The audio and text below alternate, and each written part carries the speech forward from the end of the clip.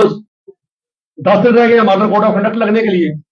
हम पिछले 3 साल 5 महीने से जब से एलजी साहब 7 अगस्त 2020 को यहाँ बस इक़्तिदार में आए या जहां इस पोजीशन पे बैठे, तब से सिखों के कम से कम 20-25 डेपुटेशन डेलीगेशन अपने अपने मेमोरेंडम सबमिट कर चुके हैं। उर्दू हिंदी बच्चा कोई भी ले सकता है। सरकार ने बातें तो सुनी लेकिन इम्प्लीमेंट नहीं की। तो एलजी साहब की आश्वासन के बावजूद उन्होंने कहा था कि हम 425 के तहत कश्मीर के नॉन माइग्रेंट सिख बच्चों को भी इनके लिए बहुत जल्दी मैं वैकेंसीज निकालूंगा, लेकिन आज तक नहीं निकाली। उसके बाद पोलिटिकल कमीशन की बात चली।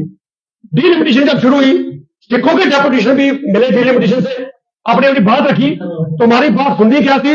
उल्टी जहां पर सिखों की जहां डोमिनेंस थी, जो हमारी कंटोनमेंट की सीट थी गांधीनगर की, इसको इस तरीके से बाइफरकेट कर दिया गया कि कभी जिंदगी में कोई सिख अपने नुमाइंदा चुन के ही ना दे सके। और उसके अलावा आपने पोलिटिकल रिजर्वेशन हर कम्युनिटी को अपने नॉन माइग्रेंट कोटे में से कश्मीरी सीट बुक की, पीओचके में से दी, लेकिन सिखों का आपने कहीं कोई जिक्र नहीं किया।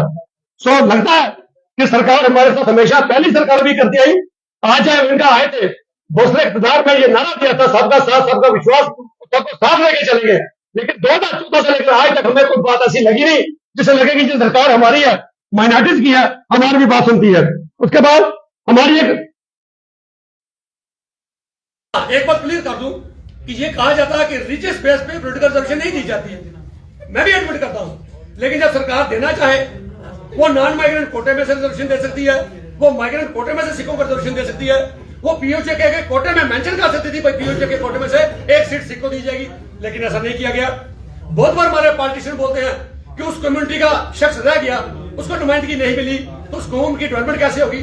मैं एलजी साहब से पूछता हूं, मैं केंद्रीय सरकार से पूछता हूं, अगर सिखों का कोई नुमाइंदा असेंबली में नहीं पहुंचेगा तो हमारी कम्युनिटी की डेवलपमेंट कैसे होगी? उसके बारे में क्या होगा? 1989 राइट्स की बात करें, 3 साल की फाइल, 3.5 साल की हमारी, राजनाथ सिंह जी तब होम मिनिस्टर से, दिल्ली से उन्होंने हमारी फाइल को जम्मू भेजा। 3.5 साल से एलजी साहब को भी 3 बार बता चुके हैं, सेक्टर में जाए हैं, 4 डिपार्टमेंट में घूमती है, disaster management, revenue secretary, GAD और डिजास्टर होम में। आज तक वो डिसाइड नहीं कर पा रहे भाई इनको क्लेम एक्स्ट्रा एक्सग्रेशिया किसने देना है। और आप सुन के हैरान हो गए, टोटल कितना अमाउंट है? सिर्फ 1 करोड़ रुपया। आज के दौर में सरकारें कई हजार करोड़ का बजट है एडवर्टाइजमेंट के लिए, लेकिन किसी कम्युनिटी की डिमांड पूरी करने के लिए इनके पास 1 करोड़ का भी नहीं है। सो इसलिए आज हमारा ये मुद्दा था, सरकार से डिमांड करते हैं कि जो पंजाबी की प्रमोशन की बात हमने की थी उसको पूरा कीजिए। जेके यूटी ऑफिशियल लैंग्वेज बिल में केंद्र सरकार को कहते हैं इसमें उसको इंक्लूड कीजिए ताकि हमें लगे कि सरकार हमारे साथ है। ओबीसी, अच्छा एक हमारी रिप्रेजेंटेशन ओबीसी के चेयरमैन साहब के पास 2 साल से पड़ी है, जो चेयरमैन थे JNK socially educationally economically backward classes, क्योंकि हमने लिखा था कि श्रीनगर में इस वक्त सिर्फ 54,000 के करीब सिख रहते हैं। इन्होंने भी इकोनॉमिकली सोशली एजुकेशनली वहां सफर किया। 3 डिकेड से जो वहां टर्मोइल चला इन्होंने भी सफर किया। जहां कश्मीरी पंडितों ने सफर किया उनकी किलिंग हुई, सिखों की भी किलिंग हुई, इन्होंने भी टर्मोइल में सफर किया। इनको ओबीसी के दर्जे में डाला जाए। सो मुझे जो पता चला कि एलजी साहब ने शायद इसको दिल्ली में फॉरवर्ड किया है, हमें उम्मीद थी जब ओबीसी की वहां से रिजर्वेशन की बात आई, सिखों को उसमें भी इंक्लूड कश्मीर के सिखों को नहीं किया गया। इससे ज्यादा बदकिस्मती और क्या होगी? तो आज की हमारे जो प्रेस का मकसद था कि सरकार से जो डिमांडें हमने की हैं, पब्लिक सर्विस कमीशन का पेपर था, कुंजवानी चौक में स्टैच्यू की बात थी, आपने हमारे साथ दगा किया, धोखा किया। आज हम आपसे कहते हैं प्रेस कॉन्फ्रेंस करके अपनी कौम के कम्युनिटी के लोगों को कहना चाहते हैं, बताना चाहते हैं कि अब जब 10 दिन के बाद कोड लग जाएगा, मॉडल कोड, इलेक्शन आ रही है, जब कोई वोट खास करके बीजेपी पार्टी वाला है वोट मांगने के लिए, ये लिस्ट हमसे ले लीजिए, उनसे पूछिए 3 साल 5 महीने में एलजी साहब ने इन पर क्या किया, हमारी डिमांड के ऊपर सरकार ने क्या किया। जिस सरकार ने अगर काम नहीं किया तो उसको वोट क्यों? ये अब हम ये प्रचार करेंगे, गली गली करेंगे, डिस्ट्रिक्ट वाइज करेंगे, हर मोहल्ले में जाके करेंगे, भाई बीजेपी को वोट खबरदार नहीं देना। बाकी किसी शख्स ने यहां सवाल किया कि सरकार आपकी बातें मानती है तो आप क्या? बिल्कुल कोई भी पार्टी हमारे लिए अनटचेबल नहीं है। डेमोक्रेटिक प्रोसेस में कम्युनिटी का काम जो पावर में होती है सरकारें वही करती हैं। हम सरकार से चलना चाहते हैं, 2014 से कह रहे हैं भाई हम आपसे के साथ मिलकर चलना चाहते हैं। चलें किसके साथ? हम एक कदम आप बढ़ाओ तो हम भी 2 कदम बढ़ाएं। आपकी तरफ से क्या किया गया? ये 10-12 डिमांड थी, किसने? एलजी साहब, एक तो हमें बता दीजिए जो आपने की है। तो इसलिए तभी हमने ये फैसला किया। एक क्वेश्चन है मेरा, बहुत इंपॉर्टेंट क्वेश्चन है, लंबे समय से सवाल पैदा होता है। 89 के दंगे हुए थे, 13 सिख 14 मारे गए थे, 100 और जख्मी हुए थे और दुकानों को लूटा गया था और बहुत सारे जो है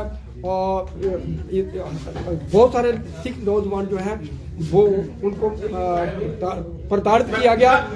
अभी तक सारी वो और जेडी रिपोर्ट है वो छाया नहीं की गई, उसमें बहुत बड़े जो है संगठन है उन इन्वॉल्व है, अभी तक उसको छाया नहीं किया गया। सर देखिए, आपने एक बात सुने, दिल्ली में आके सरकार ने सिट का गठन किया, क्यों किया?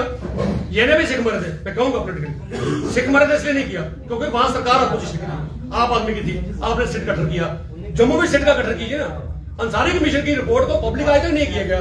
248 पेजेस की वो रिपोर्ट है जो अंसारी जस्टिस अहमद अंसारी ने पेश की थी, जिसमें लिखा गया था, उन लोगों को पिन पॉइंट किया गया था कौन लोग जिम्मेदार है जिन्होंने ये किया, और उसको सरकार ने आज तक पब्लिक डोमेन में नहीं लाया। पब्लिक डोमेन में लाना दूर, जो अंसारी कमीशन की रिकमेंडेशन थी उसको भी सरकार ने नहीं माना। उसने कहा था जो 61 एफआईआर लगे हैं उनके ऊपर कार्रवाई की जाए, जिन लोगों का माली नुकसान हुआ 270 के करीब दुकानें चली थी उनको मुआवजा दिया जाए, गाड़ियां चली थी, बाइक चले थे उनको 100% क्लेम दिया जाए, और जो लोग मारे गए थे उनको ड्यू कंपनसेशन दिया जाए। सरकार ने सिर्फ जिनका माली नुकसान हुआ था सिर्फ 10% दिया, अंसारी कमीशन की बात नहीं मानी। जो मारे गए थे सिर्फ 1 लाख दिया, बाकी जगह जहां वायलेंस हुई 84 में जो तलवाड़ा में हुई उनको 8.5 लाख दिया गया।